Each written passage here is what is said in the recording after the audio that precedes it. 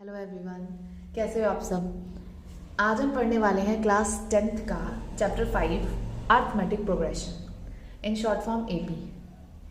What is the mean by AP? AP is nothing but it is a series.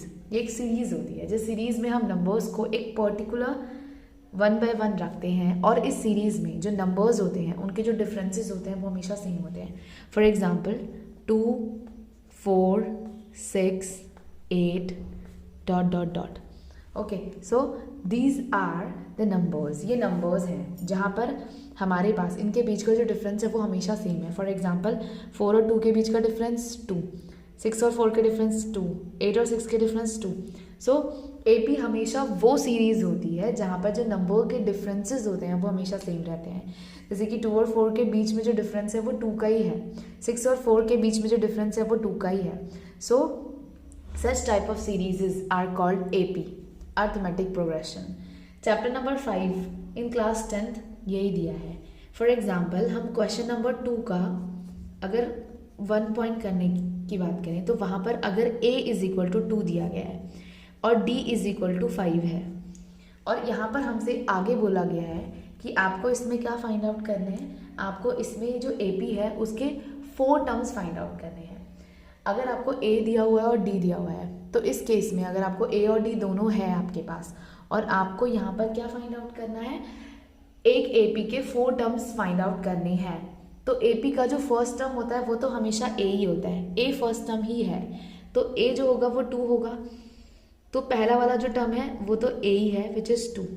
फिर हम second term निकालना चाहें, second term निकालने के लिए हम क्या करते हैं, हम A में D को प्लस करते हैं। ओके, सो इसका सेकेंड टर्म जो है उसको हम A2 से डिनोट कर देते हैं, तो हम A में D को प्लस करेंगे मीन्स 7। फिर थर्ड टर्म निकालने के लिए क्या करते हैं, A3 लिख लेते हैं, जो थर्ड टर्म होता है उसको हम A3 से डिनोट कर लेते हैं। तो A3 को फाइंड आउट करने के लिए हम क्या करते हैं, A3 के लिए हमारे पास जो सेकेंड टर्म आया है उस सेकेंड टर्म में हम दोबारा से जो D है उसको प्लस करते हैं, मतलब 5। सो here the answer will be 12। The next term will be denoted by A4। Okay, और A4 निकालने के लिए हम अपना जो थर्ड वाला टर्म है उसमें फिर से D को प्लस करते हैं। तो आपको अगले अगले टर्म निकालने के लिए बस क्या करना है, D को प्लस करते जाना है। ओके, सो फर्स्ट टर्म हमेशा A होता है और फिर उसके बाद उसके नेक्स्ट टर्म निकालने के लिए आपको बस डिफरेंसेस को प्लस करते जाना है। सो हमारे पास यहाँ पर जो AP बनेगी वो AP होगी 2, 7, 12, 17 डॉट डॉट डॉट। सो इस केस में जहाँ पर हमारे पास A इज इक्वल टू 2 है और D इज इक्वल टू 5 है, इस केस में हमारे पास जो AP निकल के आई है वो ये निकल के आई है 2, 7, 12, 17 डॉट डॉट डॉट। AP बहुत सारी उसके आगे हम बहुत सारे टर्म्स निकाल सकते हैं, बट इस क्वेश्चन में हमें सिर्फ 4 पॉइंट्स ही निकालने थे, सिर्फ 4 टर्म्स ही निकालने थे, इसलिए हमने ऐसा किया है। ओके, द नेक्स्ट, अगर आपको एक और पॉइंट की बात करी जाए जहाँ पर A इज इक्वल टू आपको दिख रहा है 2.5 है और D इज इक्वल टू भी 2.5 है। सो इस केस में ये पॉइंट वाला आ गया है, बट ये भी सेम वैसे ही होना है। A इज इक्वल टू अगर 2.5 है देन A2 निकालने के लिए आप 2.5 में D मतलब 2.5 को ही प्लस करोगे, so second term will be 5।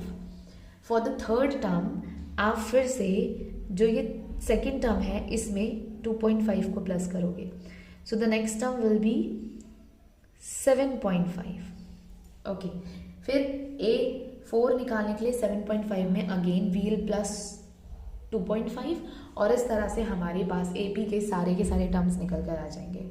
So here the AP will be 2.5, 5, 7.5, dot dot dot dot dot. So इस केस में जहाँ पर हमें A इज इक्वल टू 2.5 दिया गया है और D इज इक्वल टू भी 2.5 दिया गया है, इस केस में अगर आपको यहाँ पर AP फाइंड आउट करनी है then AP will be 2.5, 5, 7.5 dot dot dot dot dot.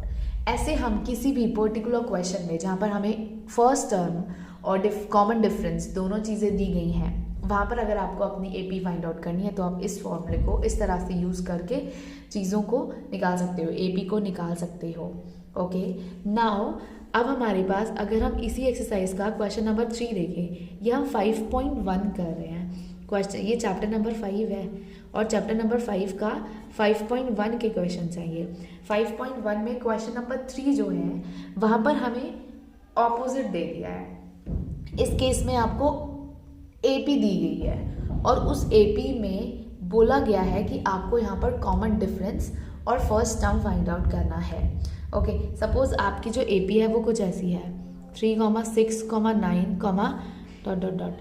So here यहाँ पर हमारे पास जो ये फर्स्ट होता है, ये जो लिखा होता है, ये हमेशा फर्स्ट टर्म ही हो जाता है। सो हियर आपको A की वैल्यू निकालने की ज़रूरत नहीं है, आपको पता है A is equal to already 3 है, तो A इज इक्वल टू 3 निकल के आ गया है।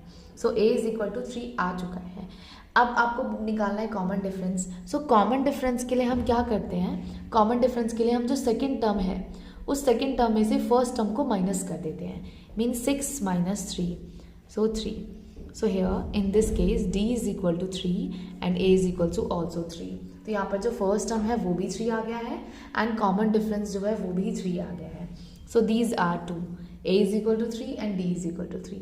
ओके, सो फर्स्ट टर्म और कॉमन डिफरेंस अगर आपको कोई AP दी गई है उसमें फाइंड आउट करना है तो आप इस रूल को यूज़ कर सकते हो। Okay, so this is your question number 3, first point. और अगर ऐसा बोला गया है कुछ क्वेश्चन ऐसे भी हैं जहाँ पर आपको ये बोला गया है कि इसके आगे के 3 टर्म्स और फाइंड आउट करो। आपको पता लग गया कि आपका D इज इक्वल टू 3 है, तो आप इसके आगे के टर्म्स को फाइंड आउट करने के लिए क्या करेंगे, आपके पास जो 9 वाला टर्म है उसके आगे के निकालने हैं ना, तो आप 9 में ही D को प्लस करते जाएंगे। ओके, तो ये A1 है, ये A है, A2, A3, सो हमें A4 फाइंड आउट करने हैं। तो हम 9 में अपने कॉमन डिफरेंस को प्लस करेंगे, तो 9 में आप 3 को प्लस कर लीजिए। 9 में जब आप 3 को प्लस करेंगे तो हमारे पास 12 आएगा। So 4 term is 12। Then 5th term के लिए 12 में ही आप कॉमन डिफरेंस को प्लस करेंगे एंड देन 6, 15 में आप 3 को प्लस करेंगे and 18। So if you have to find out the next 3 or more terms, then you will use this. Okay, just you have to add common difference in each term and you will find the AP. Okay, और इस तरह से आपको AB find हो जाएगी, AP मिल जाएगी। तो आपको क्या करना है, सिर्फ आपको D को प्लस करते जाना है। Okay, so the next 3 terms will be